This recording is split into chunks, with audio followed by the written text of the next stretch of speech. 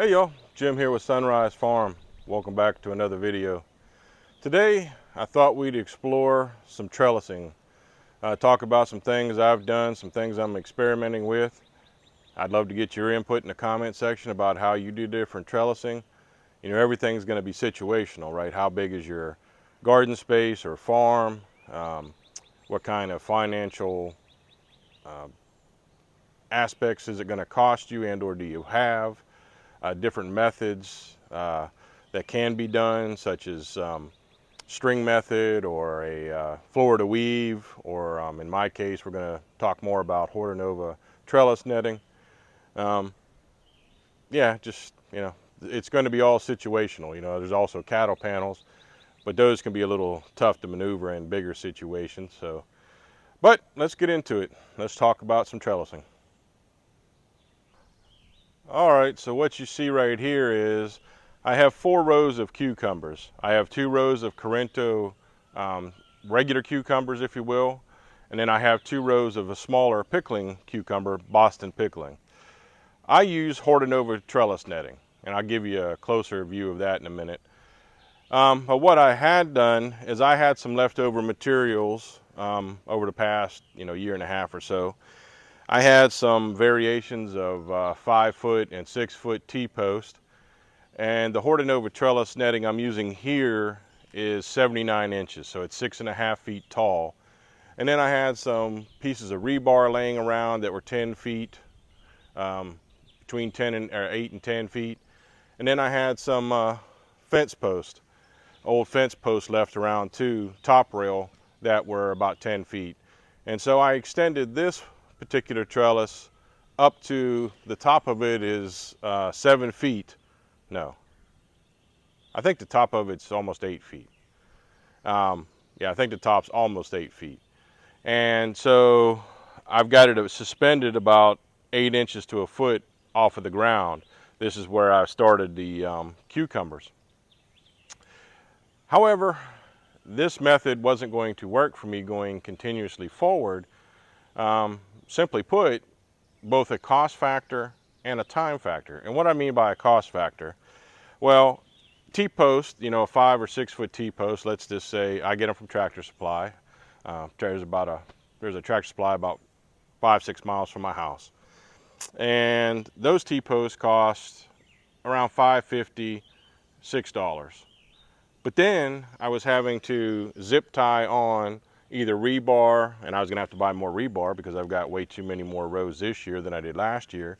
So I was gonna have to buy more rebar, which is $15 a 20-foot stick. And even if I cut that in half to use 10-foot sticks, that's still another $8-9 depending on tax and all that to add on to the cost. Then I had to take my extra time to zip strap this to the T-post. And that was just going to be way too much extra work. I love the height of the trellis, but I had to find a happy medium. And I think I've kind of finally discovered the happy medium. So we're going to discuss that. Now I just started picking these up. Everything comes down to cost and time, right? These are 8-foot T-post. Now what does 8-foot T-post mean? It means the entirety length of the post. In fact, let me get one.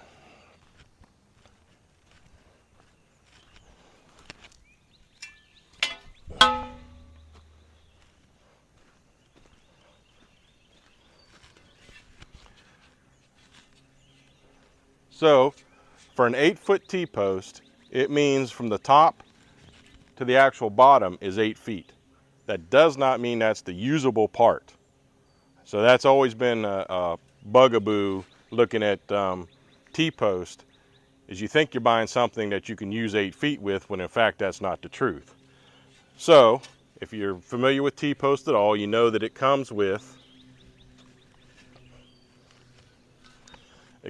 this built-on welded flange that helps stabilize it in the ground and draw it tight. So when you pound it into the ground, you're pounding it in like so. Well, this is 1.5 feet. So out of 8 feet, I'm losing 1.5 feet, which gives me 6.5 feet of workable space. So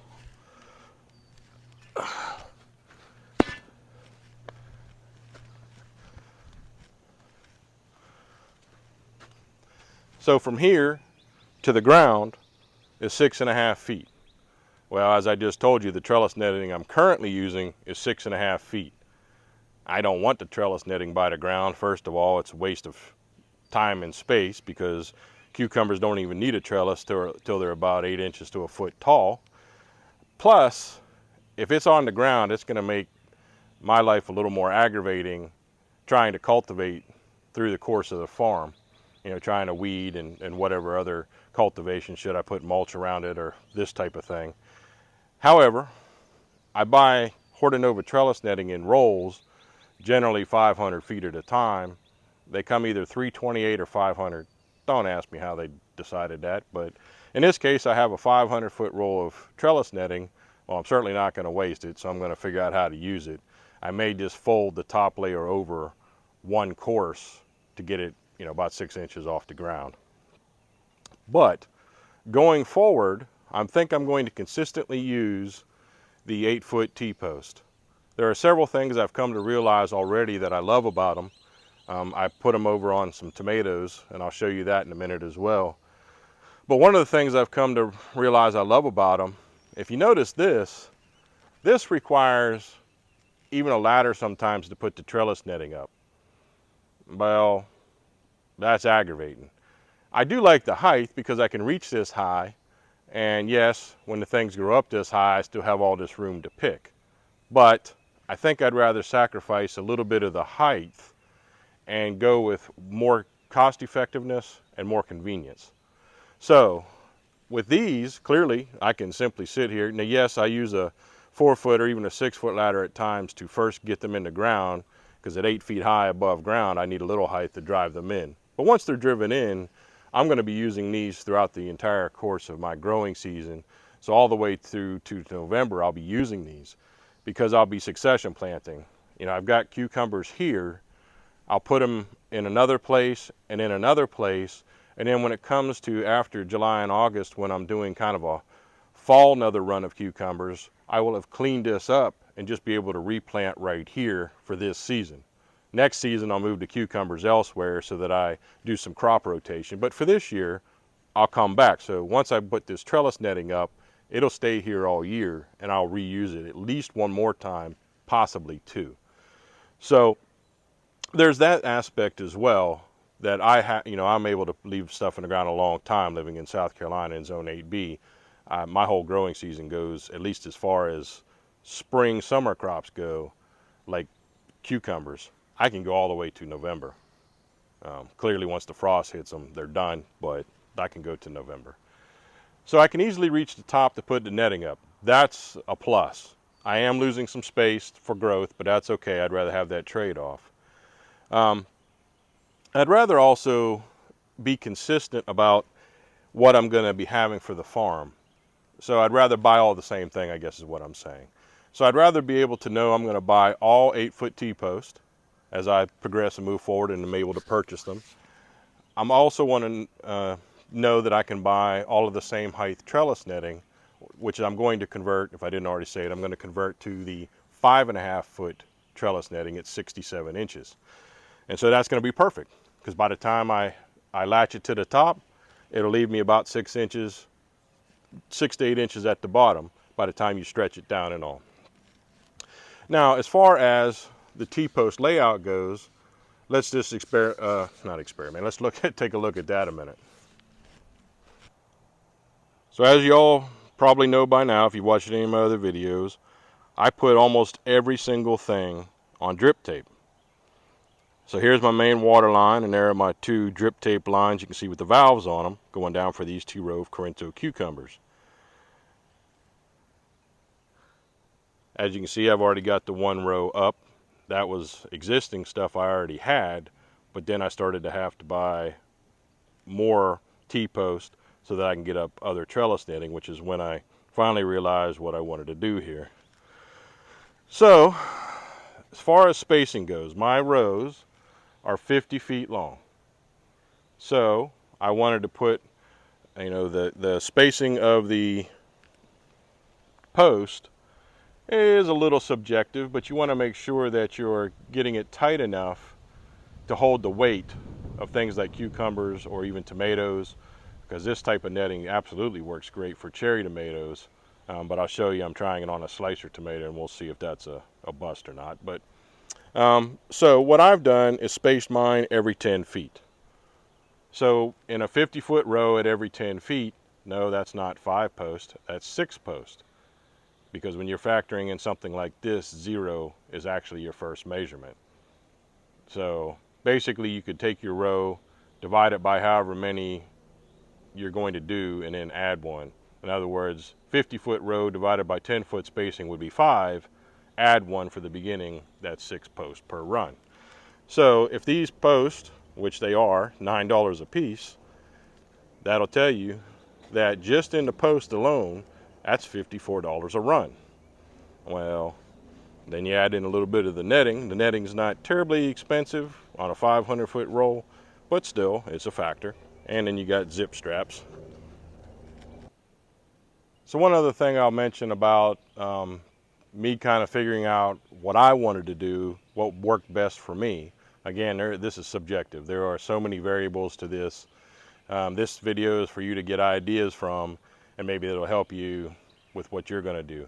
You could even put T-posts in raised beds if you want to add trellis to your raised beds. Not a problem.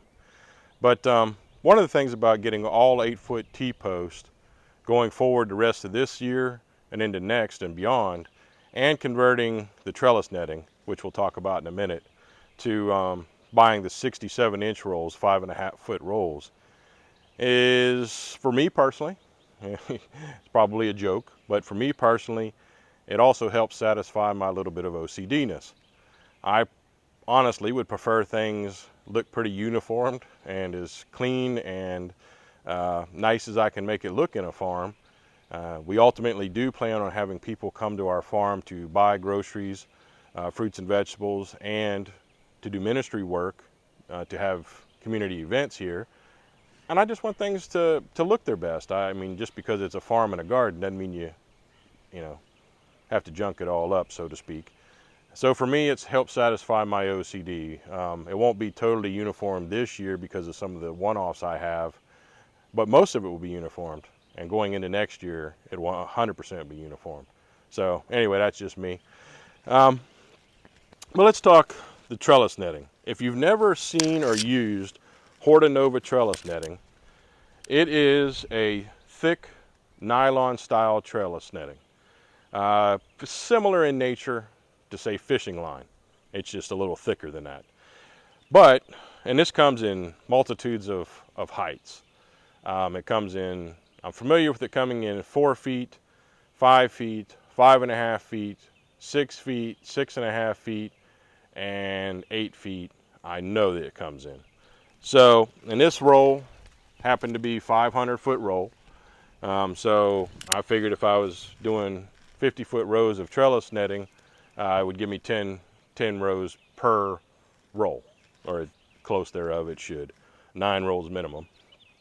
But also, if now this is not biodegradable, so it's not able to be thrown on a compost pile. That is a drawback and a negative.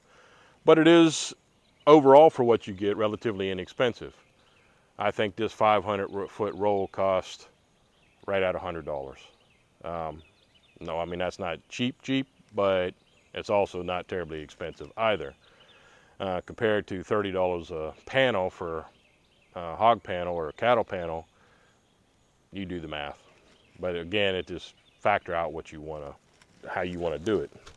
This is also very lightweight. You can see, you can take a 500-foot roll and pick it up. Now, yes, I've already used 150 feet off of this roll, but still, it's lightweight and cheap, easy to move around, is what I'm trying to say. Also, though, if you're able to, especially during a growing season, but even multiple growing seasons, if you to take the time to, or you have the situation that would allow for it, and let's just say you grow peas on it like I did on a trellis behind me, behind the camera shot over there. Once those peas died out and browned out, I cut them off all at the bottom so that they'd finish drying out. You can just peel the stuff right out of this trellis netting. Now, you know, when you get to cucumbers, that's a little more complicated to get those vines out of there because those tendrils like to hold strong. But you can absolutely reuse this trellis netting. So it's not necessarily a one and done. Again, that might be a little bit more personal preference, what's easiest to you and or what your budget is. But you can certainly use it multiple times during a season and for multiple seasons. This stuff doesn't deteriorate like that, so it's definitely usable. I mean, if you think about same type of principle with fishing line, it's made to go in the water and it's made to stand up. This stuff's the same way, it's made to stand up. Now, I'll start putting it up here in a minute in the video just to show you what I do with it. I'm just going to give you a small warning, and this is more of a personal experience warning. This trellis netting grabs everything very easily, meaning don't just drag it down the row across your plants, you'll tear them up. It's better if you have two people. Unfortunately, I generally don't have two people. But it'll snag the T-post. It'll also very easily snag things on you. It'll snag things like shoelaces. It's very easy to get snagged on your shoe treads. Like if you inadvertently step on it, it'll snag very easily, so watch for trip hazards. For me, sometimes it'll even snag my belt. It's just that simple to snag on, and it can cause other issues. I've almost tripped on this stuff a few times. Mostly a byproduct of trying to put it up yourself. But I just wanted to give you a little bit of a heads up to that. Might want to pay a little extra attention, or if you can, have a second person. That'd be better. And I just put it up with zip straps. I have a bag of 8-inch zip straps. I generally get my zip straps from Harbor Freight. They're pretty cheap. Zip straps are an absolute blessing. I use them on tons and tons of things. They hold very well, hold a long time, and are just cost effective. Simple to use. Again, I'm not a fan of always using plastics, but hey, sometimes you got to do what you got to do just to get things done, especially if you're working by yourself. They're like having an extra set of hands sometimes. So the opening on this trellis netting is 4 inches by 6 inches. So this trellis netting, as you can see, it does move. So yes, the cucumbers are going to weigh it down some. I've done cucumbers in the past years, and while it does weigh it down some in the middle, I have not found it to be an issue as far as like too much weight and wanting to bust the trellis. I suppose that could be possible if you spread them out too far. I've kind of ended up on 10 feet, and so far 10 feet's worked for me. But if I found it to be a problem, the simpler solution, even though it would cost me an extra T-post per run, would be to tighten up the T-post, because the closer you put the T-post, the tighter this netting will get. So there's that to think about. Now, when it comes to tomatoes, again, I used a 10-foot spacing on my cherry tomatoes last year, didn't have a problem. But let me show you what I'm doing now with my tomatoes, and y'all tell me in the comments, is this something you've ever done? You think it's gonna work? I'm not even 100% sure myself, but we're gonna find out. It's an experiment situation, so let's take a look.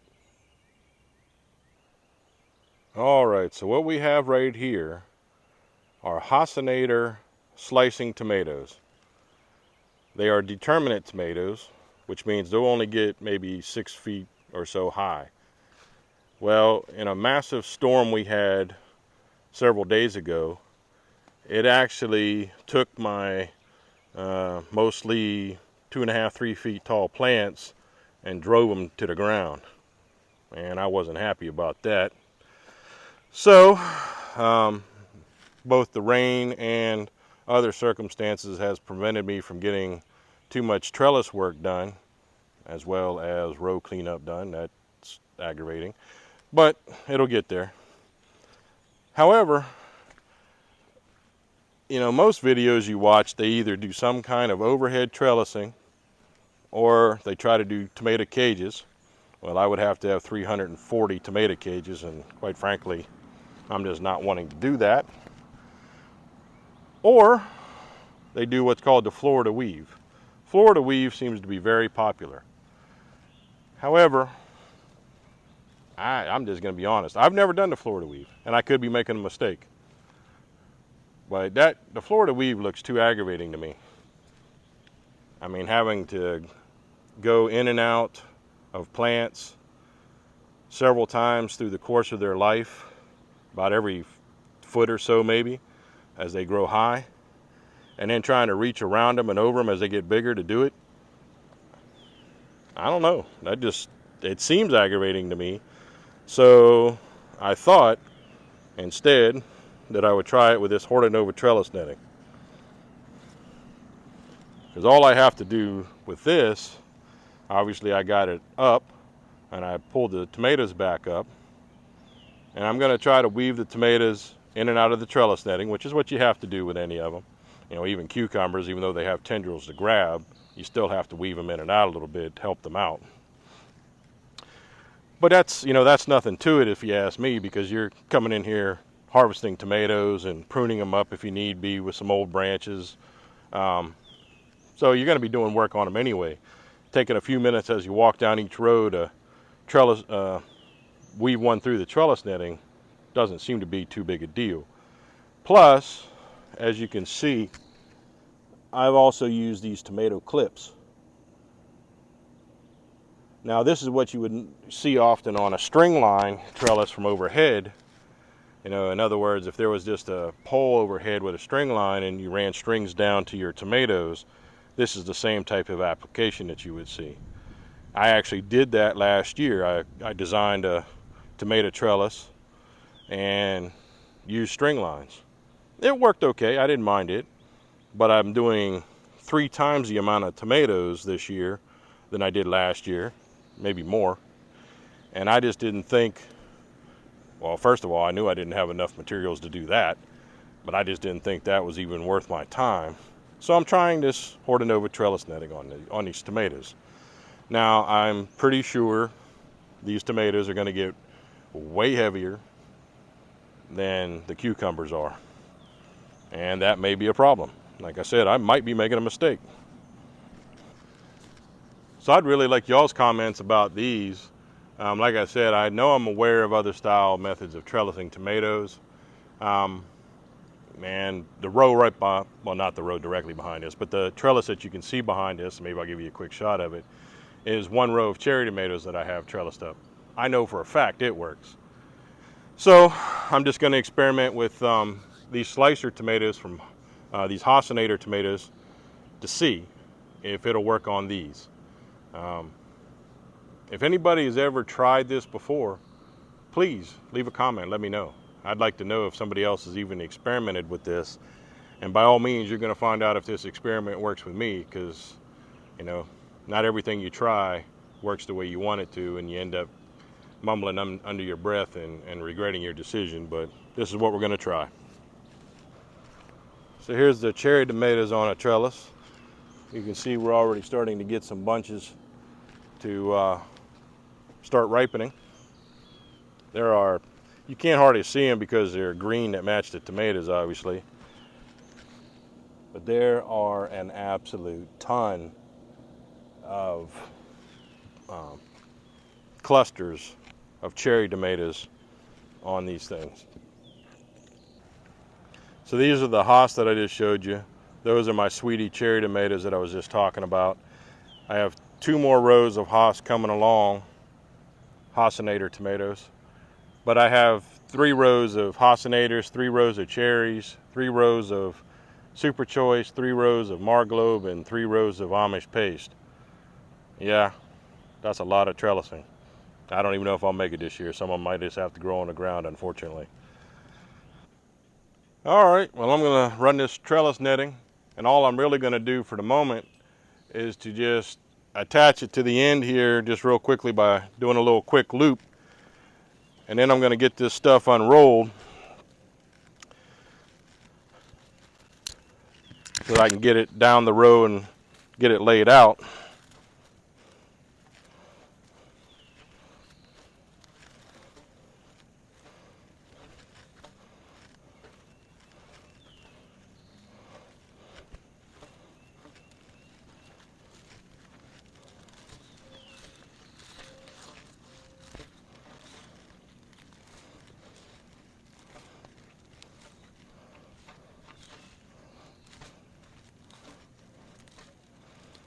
I will have to say that there's a cardboard tube in this roll, and from the manufacturer they boo-booed this one that the trellis netting is outside of the roll.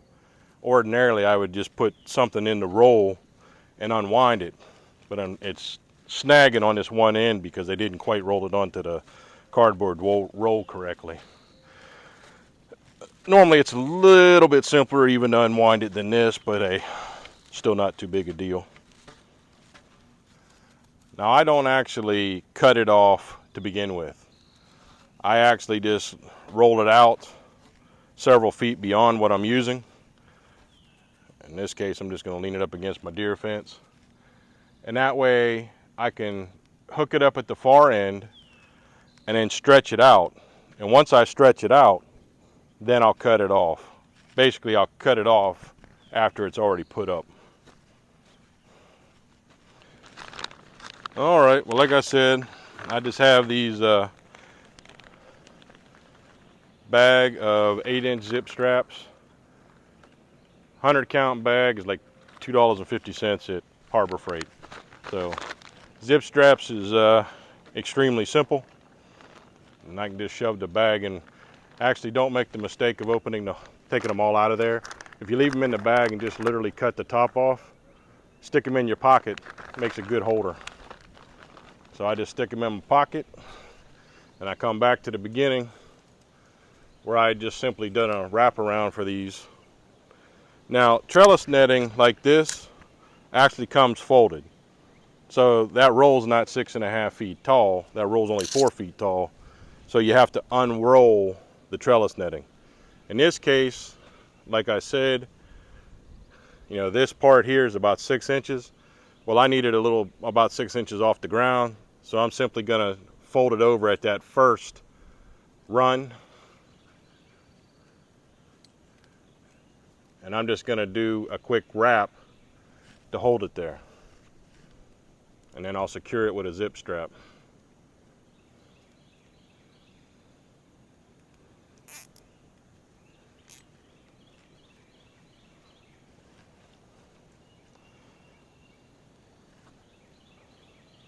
And then for me, I go ahead and do the one hole end first, and I just kind of use the run on the trellis netting as kind of my straight line point, if you will. And I do it about every, I don't know, 18 inches to 2 feet. You can always come back and add zip straps, I mean. Now you might have a different experience using this stuff, but for me, I find it to be far simpler to not try to go from post to post and tie it up, but I find it far simpler to try to stretch out the whole thing from one end to the other. Again, you might have a different experience, but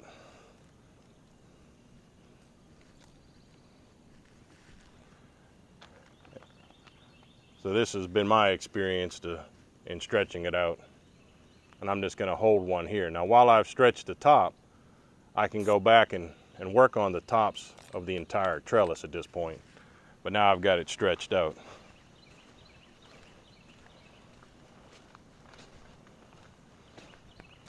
And I would highly recommend that you, when stretching it out, when you're going back and doing like I am right now, doing from trellis to, or post to post rather, I would highly recommend that you stretch it from top to bottom.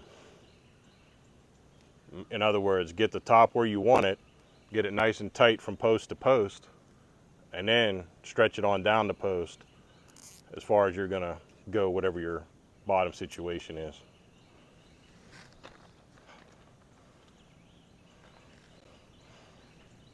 Now this trellis netting is it's gonna give anyway, but when you're doing something like this, there's I know there's a scientific name for it, it eludes me right now, but there is a opposite pulling effect that occurs. So when the cucumbers start to grow and put on a lot of fruit and the weight becomes a lot for the netting, you're not just pulling on the center of one part of the netting, because except for the end post, and on the end post I would actually recommend that you put them in slightly angling towards the outside of your garden area. So basically when this pulls, it's going to draw on that post and this post at the same time over here, but it's also drawing on the post next to it, so it's an opposite pulling effect that will help keep the whole thing upright and tensioned. Hope that made sense. But you're not just pulling on two posts and watching them fold into each other. You're actually pulling on four posts on the inside anyway. The two outside posts are by themselves.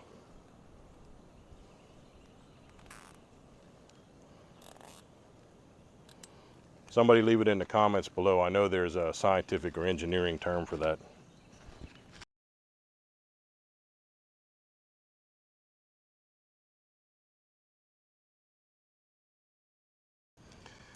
And while I'm doing this and doing tedious work about it, I will mention that these Corinto so far, they did not take off as fast as I anticipated. However, with their parthenocarpic traits, they are starting to put on an absolute ton of fruit. So I guess you would say my overall opinion is still up in the air, but the way it's putting on fruits right now, and consistent looking fruits too, at least so far, well, that I'm liking so much about it.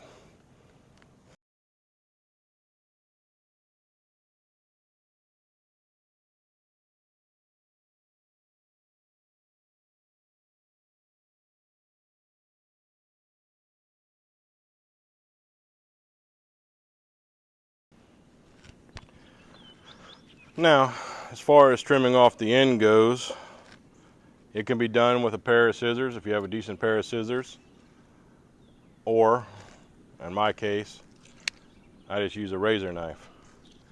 All I really do is try to pick a seam that I've already attached, the closest one, and just use that. That way you can kind of keep your netting consistent for your additional runs.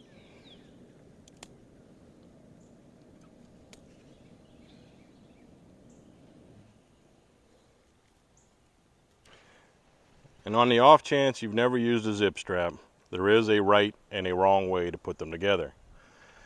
If you can see it in the shot, there is a flat side with a slot in it, which is where this end goes in, and then there's a raised side. Every zip strap I've ever seen in my life through 35 years of construction is the same way. There's also the tab that goes into the slot. If the video is picking it up correctly, you'll see that it has a little hook in it already. So that hook is made to come around and insert into the part that's flat, like so. Because if you put it in reverse,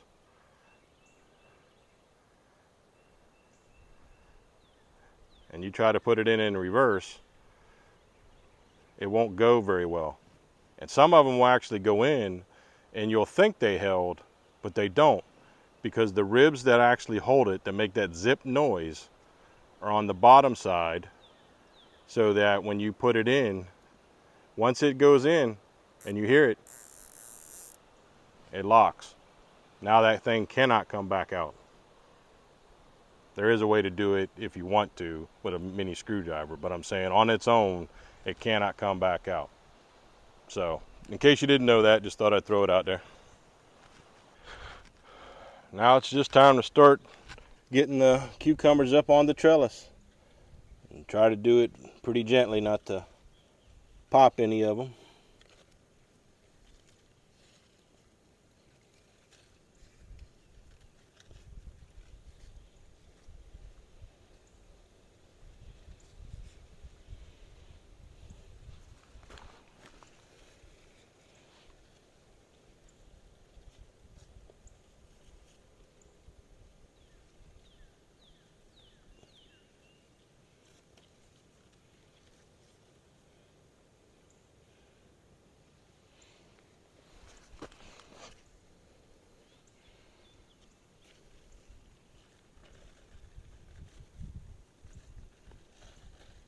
And I find as long as you take your time, just be a little gentle with them, it's not a problem to do it this far after the fact. It's not the best thing to do with them, but it's certainly not a problem to do it after the fact.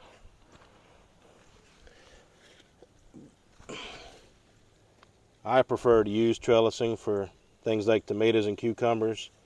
The more I keep them off the ground, the healthier the plants, the healthier and productive the fruit, but quite frankly, the healthier and productive my back.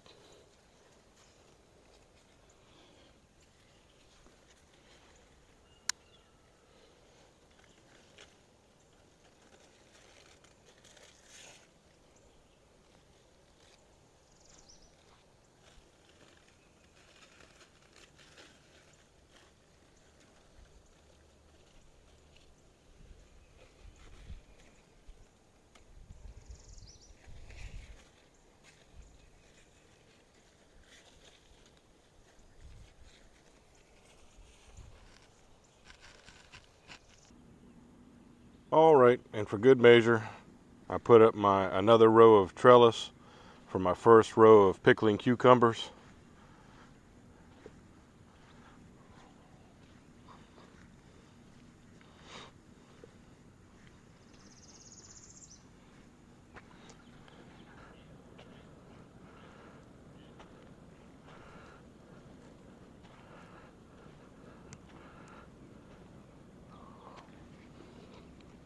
Got some real nice cucumbers coming right up.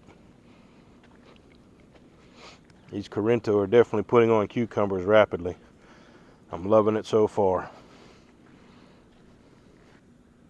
Well, all right, folks. Thanks so much for watching this video about some differences about what I'm trying on trellising and some things that have changed from last year even to the first of this year, even going further right now. So I just really appreciate you stopping by. Please let me know how y'all trellis your tomatoes and cucumbers and maybe your beans and some other things. Leave a comment and let me know how you do it, or if you found a different way, a better way, perhaps even a less expensive way. That would always be helpful. So again, I just appreciate it as always, you taking a few minutes of your time to stop by and watch this video. I hope it blessed you.